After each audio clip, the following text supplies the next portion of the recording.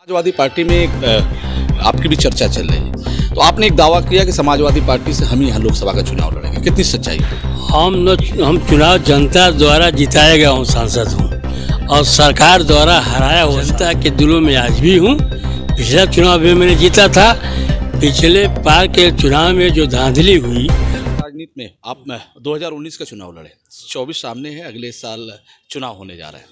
Samajwadi party में आपकी भी चर्चा चल रही है, तो आपने एक दावा किया कि समाजवादी पार्टी से हम ही यहाँ लोकसभा का चुनाव लड़ेंगे, कितनी सच्चाई है?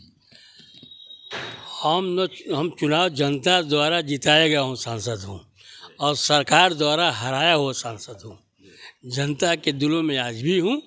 पिछला चुनाव में मैंने जीता था, पिछले बार के चुनाव में जो धांधली हुई, हम जो है भारत के राजनीति में और लोकतंत्र के इतिहास में कभी मैंने नहीं देखा था। पिछले 5 चुनाव में लड़ा कि वोट आप जीत रहे हो और जिता जाए दूसरे को।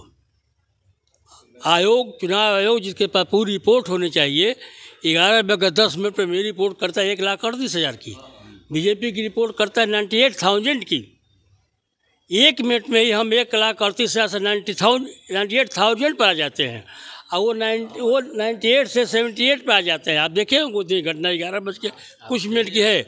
आप लोगों ने कहा कि चुनाव आयोग की वेबसाइट की गड़बड़ी से हुआ है, तो चुनाव आयोग उनके वोट घटाने में 20,000 गड़बड़ी करता है और सातवां पर वोट घटाने में 40,000 गड़बड़ी करता हो। ये इस बार नहीं होगा। यहाँ का कलेक्टर, यहाँ का प्रशासन और भारतीय जनता पार्टी के लोग ये समझ लें कि इस बार बलिया में न्याय होगा और जो भी टकराएगा वो शांत में पड़े पीछे हटने का नाम नहीं लेंगे। जो भी करना होगा ज़िंदगी के लिए, अंतिम मेरा चुनाव है अब मैं करूँगा। लेकिन आपने जो कहा कि हमारे साथ बेईमानी हुई, लेकिन आपने कोई आवाज़ नहीं उठाई। मेरे साथ बेईमानी हुई, हम हाई कोर्ट में लड़ रहे हैं, आज भी तारीख थी, लेकिन इस तंत्र ने जिस तरह। हाई कोर्ट में क्या तर्क है आपका? हमारा तर्क, हम तो बूथ दिए हुए हैं ना, कितने बूथों पर मैं चुनाव जीता हूँ और उसको वोट का काउंट कर लिया जाए।